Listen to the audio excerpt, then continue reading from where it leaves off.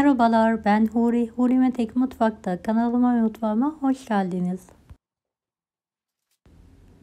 Bekleme süresi olmadan kısa sürede hazırlayabileceğiniz mayalı poğaça tarifi vermek istiyorum. Tarifimize hemen başlayalım. 1 su bardağı su, 1 su bardağı sıvı yağ, 1 su bardağı yoğurt,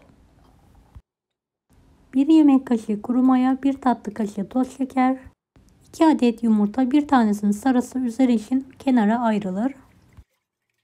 Tüm malzemeyi homojen olana kadar karıştıralım.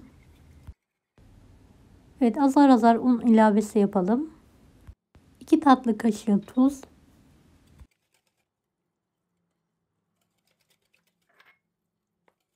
Toplamda 5,5 su bardağına yakın un kullandım. Bunu kontrollü bir şekilde ilave edelim.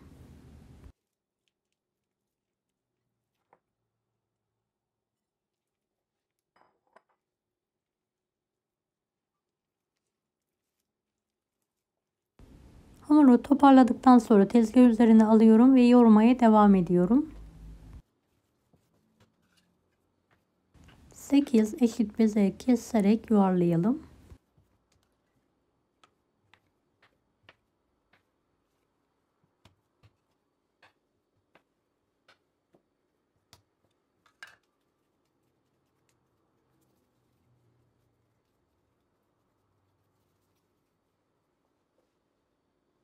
Bezeleri vaktimiz varsa 5 dakika dinlendirelim. Evet, dinlendirdiğimiz bezeleri orta kalınlık olana kadar açalım.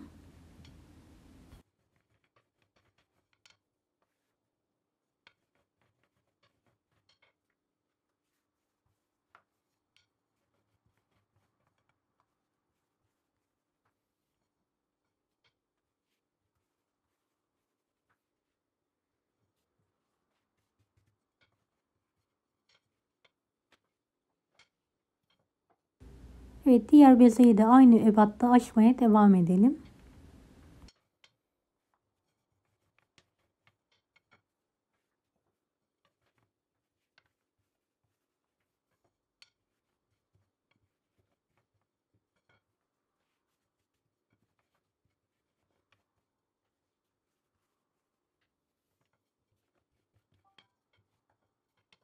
...125 gram eritilmiş tereyağı kullandım. Her tarafına gelecek şekilde fırça yardımı ile sürelim.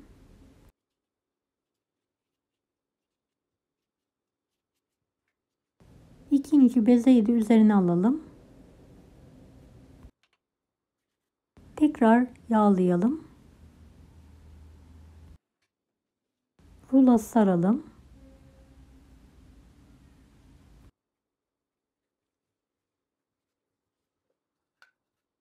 İki parmak genişliğinde keselim.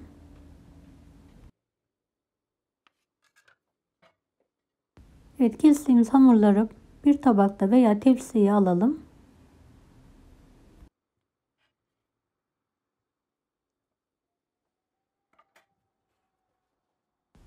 Diğer bezeleri de aynı işlemi yapmaya devam edelim.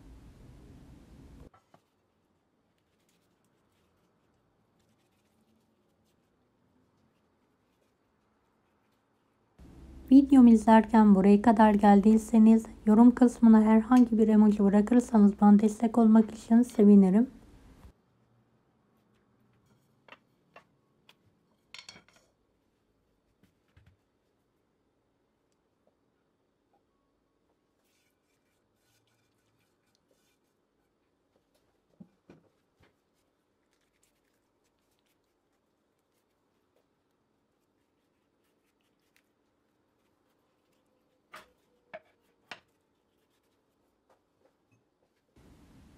Evet, yağladım 2 kat bezeleri rulo şekilde sarıyorum.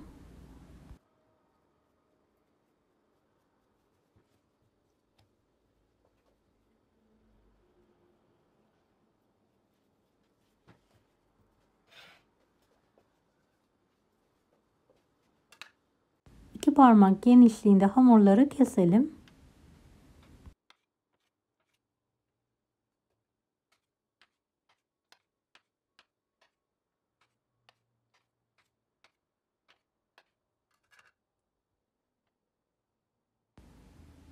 Evet, dinlendirmek için bir tabağı veya tepsiye alalım.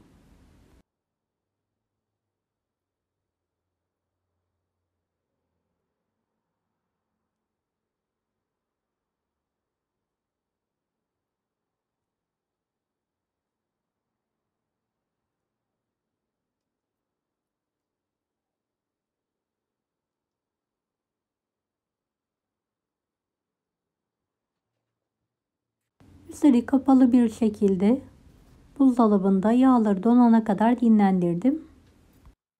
Hafif un serperek tek tek açıyorum.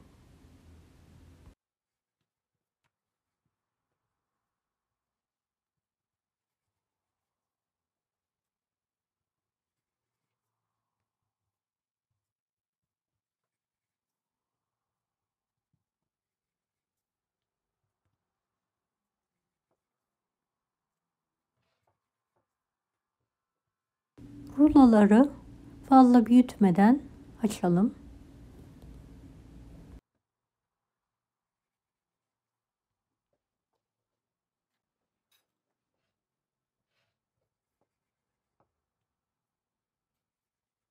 İsterseniz rulo şeklinde buzdolabına kaldırarak daha sonra da poğaçalar hazırlayabilirsiniz.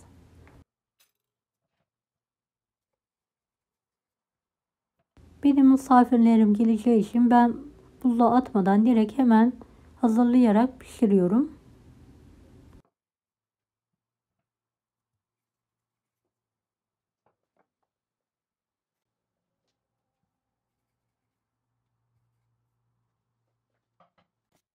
Ve tüm hamurları hazırladım. İçine kaşar ve beyaz peynir karışımı koyuyorum ve kapatıyorum. Dilerseniz iç harcı olarak daha farklı malzemeler de kullanabilirsiniz.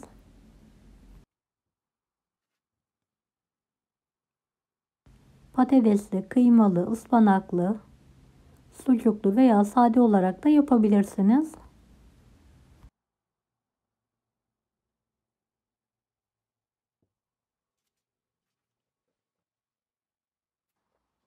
Ve tüm poğaçaları aynı şekilde hazırlıyorum.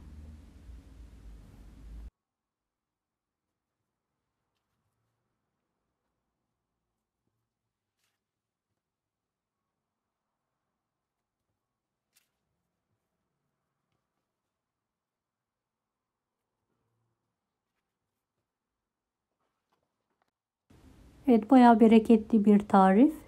İkinci tepsi için poğaçalarımı hazırlamaya devam ediyorum.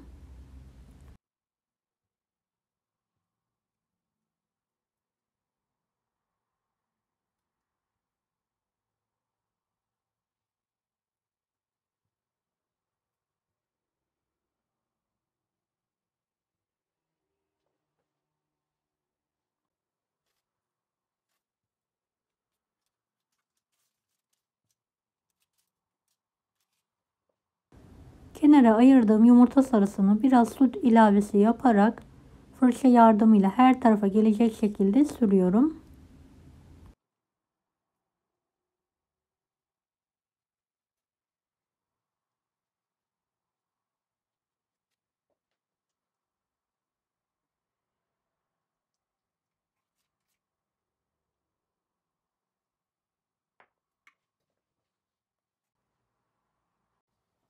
Üzerlerine susam serpiyorum.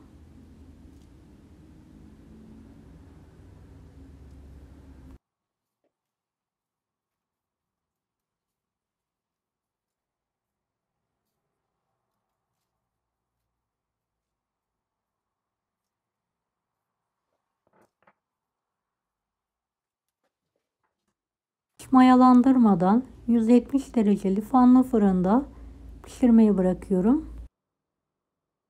Evet, poğaçalarımız artık hazır. Yemeğe ve ikrama hazırlayabiliriz.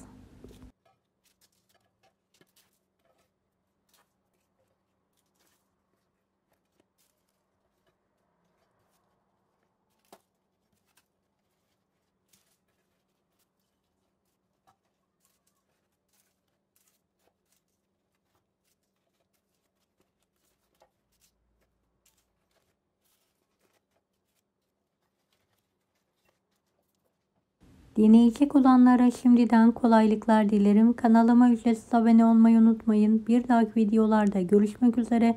Allah'a emanet olun. Hoşça kalın. Daha farklı tarifler için bunları da izlemeyi unutmayınız. Afiyet şifa olsun herkese.